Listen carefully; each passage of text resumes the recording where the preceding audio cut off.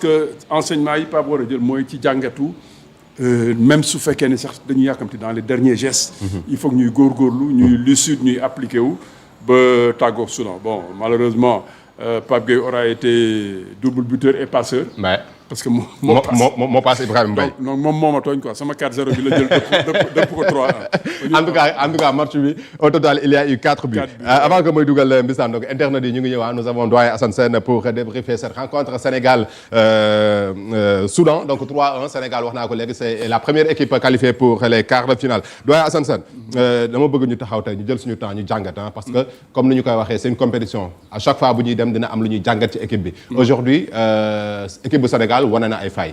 quoi qu'on puisse dire parce que dès l'entame du match les 5 premières minutes gis nañ que ni l'équipe peinait vraiment à retrouver ses marques et malheureusement ba bii bi ñëw l'absence de Koulibaly s'est fait sentir duo bi ñu teg tey axe central bi la défense de l'équipe du Sénégal ak ni ñuy entamer match yi. dommage que loolu dëgg la vérité absolue la bi may wax ak Mbissane sànq maa ngi ko ne gars yi may nañ leen loo xam ne war nañu mun a andil coach bi problème. ñu fàtte Koulibaly ba nga xam ne li koy delloo si dañu naan rek cër bi mu am lañ koy jox mais bon au vu de prestation bi ñu joxee ci axe central bi on a laissé trop de situations à l'équipe adverse donc même respect bi ñu Soudan waroon a jox heureusement que ñoom sax ñu xaw a indiscipliné xaw a sax jéem ñu manquer de respect ba de temps en temps ils se sont permis de nous offrir des balles mais ñoom suñu góorgóorloon sax gën a respectueux gën a taxaw bu baax mais ils se sont même enflammés ñoom tamit. ne Sénégal bi jarul ñu koy ragal ba ñëw exposé bon soo exposé aussi nag nga dugg dans la gueule du loup. mais ci lu wóor moom mooy l'absence de Koulibaly tey s'est fait sentir.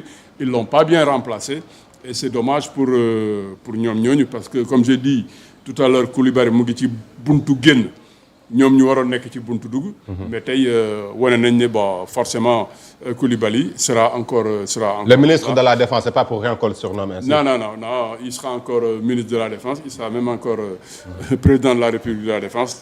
Il a pas été remplacé donc heureusement que benn match la il va revenir avec beaucoup de fraîcheur avec du repos avec aussi beaucoup d'analyse ci li taxoon mu manqué.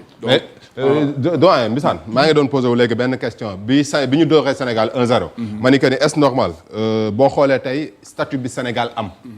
non seulement bu ñu xoolee classement FIFA. bu ñu xoolee parcours bi nga def depuis éliminatoire CAN Coupe d'Afrique. aujourd'hui une équipe comme le Soudan malmené la comme ça c'est vrai qu'après c'est le football mais est-ce que vous trouvez ça normal ci effectif bi Sénégal am ci statut bu Sénégal am Soudan bi nga xamante ni dugalul but mu ngi doog a dugal but. et kan la dugal but mooy équipe bu Sénégal quand même loolu aussi est-ce que doyen baax na pour notre image ak aussi ñeneen ñi naka lañ parce que am na loo xamante ni pour man jàpp naa ni que ni dafay tax yeneen équipe yi dañu lay ñeme parce que si le Soudan est capable de marquer un but quand même une équipe comme le Mali une équipe comme la Tunisie tey bu seetaanee match bi nii mais mën na am fit buy jongante ak Sénégal doyen Assane. bon ku am fit si yaa koy yëg mais dafa am lu am ci football. avoir rien à perdre Soudan. tey ils avaient rien à perdre Soudan su leen Sénégal gagné kenn du leen wax dara. c'est la suite logique des choses. donc ñoom amuñu woon trop pression. maintenant ñun un peu ñun ñoo doon am pression parce que suñu Soudan sonalee on va nous remettre en question donc loolu. espèce de pression bu ndaw boobu ci ñun la nekkoon. donc Soudan bi ils ont joué libéré ils avaient de la qualité parce que ñoom aussi. loo munti wax c'est une équipe qui joue ensemble régulièrement am nañ yenn automatisme xëy na dañu dul am aussi benn doole bi ak benn puissance athlétique boo xam ne bu match bi mettee ñu ngi bàyyi. mais ñi ñu taseel ñëpp Soudan ils ont joué peut-être que dugal ñu but contre leur camp la dugal mais ñëpp ñi ñu joué am nañ ay situation am nañ sax match contre adversaire en penalty c'est parce que sur le plan offensif ak ci seen production de jeu dañuy jouer et dañuy ñëw ci yow comme ñoom ils jouaient libérés ils avaient rien à perdre ça aussi dafa difficile ci adversaire ñun on avait tout à perdre parce que Soudan éliminé la mooy sa àdduna tukki na séisme am na donc ñun gagné nañ leen kan moo leen di wax dara on va les féliciter on va leur dire vous avez fait un bon match un match correct vous avez même bougé le Sénégal qui est numéro 2 mondial 19e africain donc ñoom amuñoon dara lu ñu perdre ñun ñoo ko amoon comme tu dis nag benn moment fay tax na ñu waroon amaat ay réglages yu gaaw per ak central bi tey lay door a jouer Habib Diarra tey lay door a démarrer match ci CAN bi loolu yëpp attaque bi sax ñu revoir ko Ismaïla on lui redonne une seconde chance yooyu yëpp c'était des points yoo xam ne war nañ ko mun a defaraat huiler ko bon malheureusement le temps ñuy xam loolu wala loolu di jàpp on prend un but jël nañ coup de dafa mel ni mbër bu jël coup foo jaar di nga terre yi defaruwaat bon heureusement que xamuñu après derrière la réaction elle est bonne. Heureusement qu'on a eu un Pape Gueye décisif aujourd'hui avec un doublé.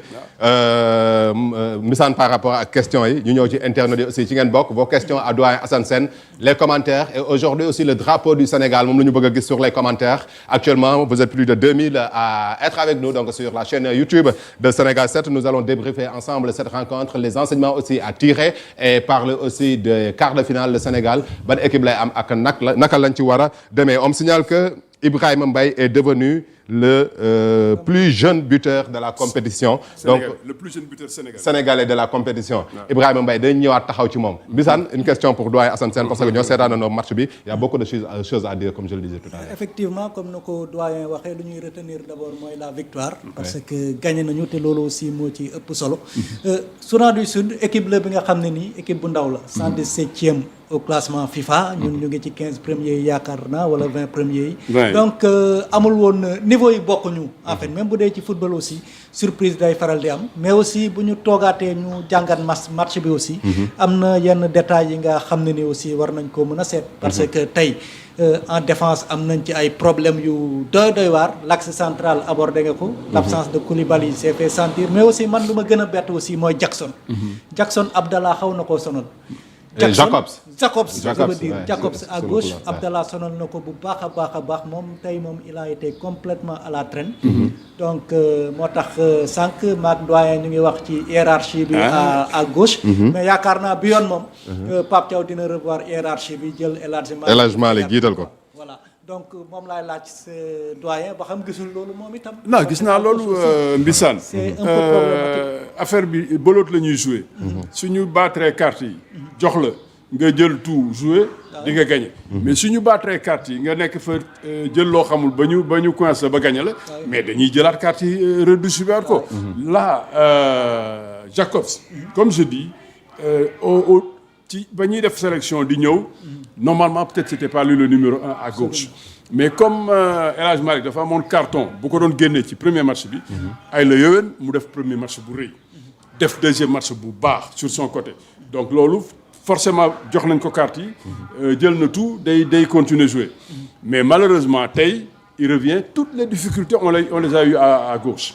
le faux pied bi nekk foofu xaw na ko yóbbu Silfaxaar gañewul benn duel ba danger bi yëpp fa la doon jógee. bon la preuve heureusement que Pape teel a am réaction. tel ko dindi maintenant man mënatuma garantir ne moom mooy numéro 1. comme man li may wax Mbissane. attention il faut ngeen def attention lépp li may wax. man ci li fay woon rek laay wax. amuma benn préjugé amuma benn xam-xam buy. non fay li ñu joxe tey mooy les cartes vont être redistribuées. Jacobs amatul benn garantie d'être numéro 1 à gauche bu subaa bu ñu andee El Hadj Malick du ma bett. bu subaa aussi suñ ko joxaatee chance am moon ko match am na attention fii sur le plan défensif yow foofu lañ la gën a soxla foofu nga ëpp sax xarañte parce que foofu la jiitoo El Hadj Malick tuuti mais su fekkee ne foofu nag yow dañ la def nooy neex ben dootuma la mën a défendre. comme li ñuy wax entraîneur moom day wàccoog ñëpp rek. boo ñëwee ci milieu bi aussi Pape Gueye Habib Diarra Pape Gueye très présent. abattage bi nga xam ne ni am nañ ko ñaari bi nga xam ne ni dugal na ko Habib Diarra avec sa percussion. toujours Gana le métronome. on tient notre milieu. je pense pour man le milieu a été trouvé. et le milieu. a donné satisfaction. parce que Habib Diarra gis ngeen bi muy génn. public bi yëpp jóg nañ tàccu. Pape Gueye ba équipe bi jaaxle attaquant yi di ronronné. ñëw na leen attention amuñu temps di fi nekk di gamberger. ñëw na dugal 2 buts de très très haute facture. am présence c'est vrai que sax moom il a eu un match très compliqué. parce que au départ mu ngi tardé au départ mu ngi def ay fautes au départ mu accroché wu. mais au moins il a eu le mérite. de tirer l'équipe vers le haut. moment boobu moom même sax su duggoon dans le doute ñeneen dugg dans le doute équipe bi mun na sombrer. commencer patauger mais tout de suite il a sorti la tête de l'eau ñëw ne lii duñ ko nangu duñ ko seetaan. et moi je sais pas gisaguma suite bi mais logiquement warul sori homme du match. donc kooku mu ngi fa. Habib Diarra li ñu doon xalaat mooy su ñëwaatee est-ce que dina am deret mais Habib Diarra li mu wone pour dañu yàkkamti dañuy dem ci kanam. lien boobu doon nekk entre milieu ak attaque il le fait extrêmement bien. ba lépp lu ñu soxla ci danger dina ko andi ci kanam. bon il revient de blessure 90 minutes bëri na man sax je m'attendais à ce que match bi ñu yombal ko à la 60e mu génn mais su dellu si waatee gën a am rythme ce sera encore milieu daal. je pense que foofu moom je peux plonger. on a trouvé notre milieu de terrain rien à dire. Wow. Malick merci beaucoup mu ngi naan ma il est même waa Paris Saint-Germain def nañu léegi poste. pour féliciter Ibrahima Mbaye c'est le plus jeune. buteur ci Coupe d'Afrique des Nations ci 21e siècle bi. Ibrahima Mbaye on rappelle qu'il a 17 ans. donc gis nañu ni ñu ko ovationné. bon il en aura 18 maintenant. parce que 24 janvier moo am 18 donc dugg na ci 18. dugg na ci 18 ans. Sadio Mané aussi entre dans l'histoire parce qu'il devient le meilleur passeur de l'histoire de la Coupe d'Afrique des Nations avec 8 passes décisives et dépasse Yaya Touré. Sadio Mané meilleur passeur de l'histoire de la Coupe d'Afrique hein. Alors ñu jàll ci milieu terrain bi c'est bon mais attaque bi s'il y a un problème doyen Assane man je ne comprends pas des fois Pape Thiaw ci attaquant yi Habib Diallo la fois passée mu dugal Nicolas Jackson après les critiques aujourd'hui mu indiwaat ko Nicolas Jackson doxul mu indi Boulaye Dia ba léegi nii comme si que ni Pape Thiaw dafa nekk di tâtonner en tout cas wala di chercher pour trouver son attaquant de pointe d'après vous doyen Assane Sène aujourd'hui lan